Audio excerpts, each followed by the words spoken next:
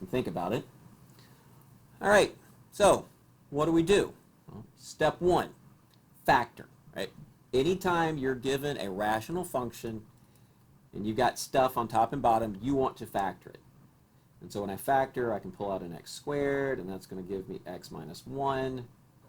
When I factor the bottom, that's going to give me x plus 1, x minus 1. Okay. And once I factor, now I can talk about, I'm going to look for vertical asymptotes slash holes.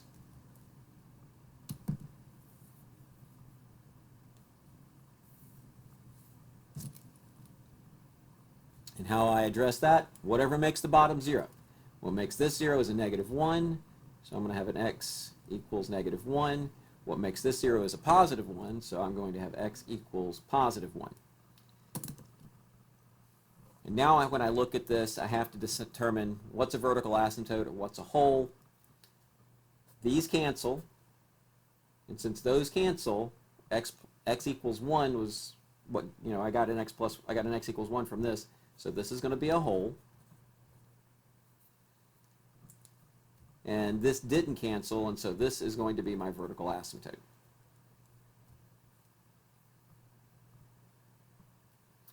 And I guess while I'm at it, I'm going to simplify this, so I end up with x squared over x plus 1. Next, let's talk about horizontal asymptote. Well, it's top heavy. I've got an x squared on top and an x on the bottom, right? It's top heavy, therefore there is no horizontal asymptote, so we've got to find our slant asymptote.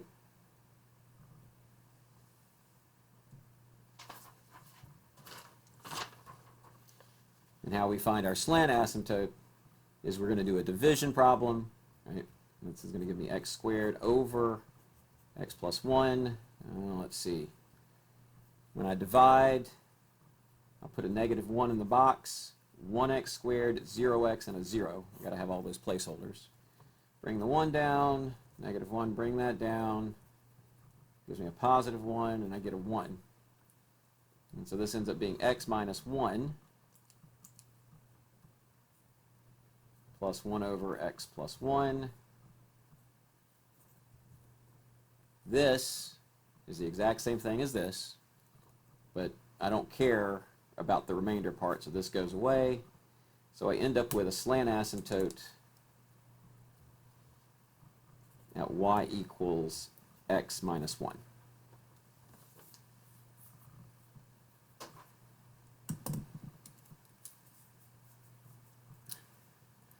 So we got our vertical asymptote, we got a hole, and we have a slant asymptote. This is like putting problems 1 and 2 together. What do you get? A mess. So let's see what this graph looks like. So for this, to graph this, the first thing I'm going to do is, I got to draw my grid. And I got some tick marks here.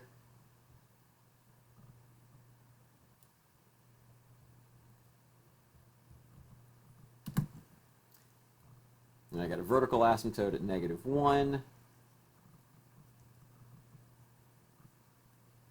I have a slant asymptote at y equals x minus 1, so I got a y-intercept of negative 1 and then slope of 1.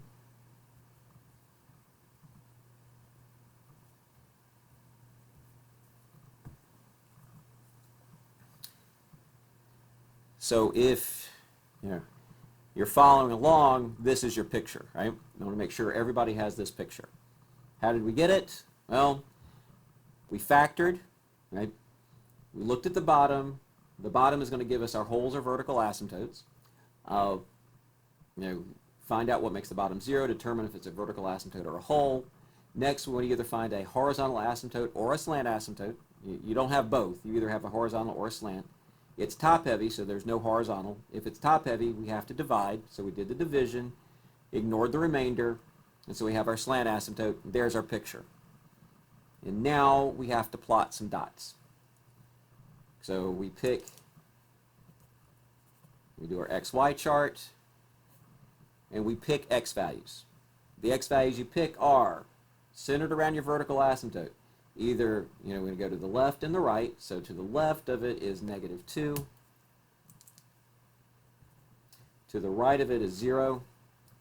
And then we also, since we have a hole at -1, I have a hole at 1, I've got to plot 1. That's so blurry. I'm trying to make it not blurry, but it's not cooperating with me. So now we're going to plot these values in. I'm not even going to say that this is a hole here. Okay.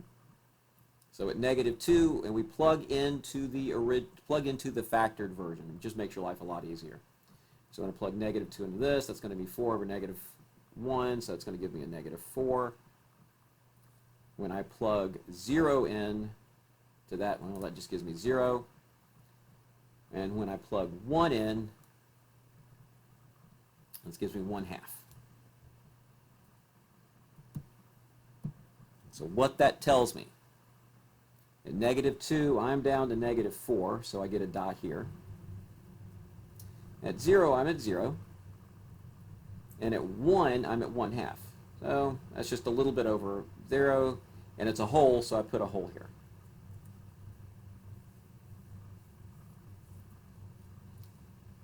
So there's our information. There's our picture. Now here's what I want everybody to do. I'm going to stop this.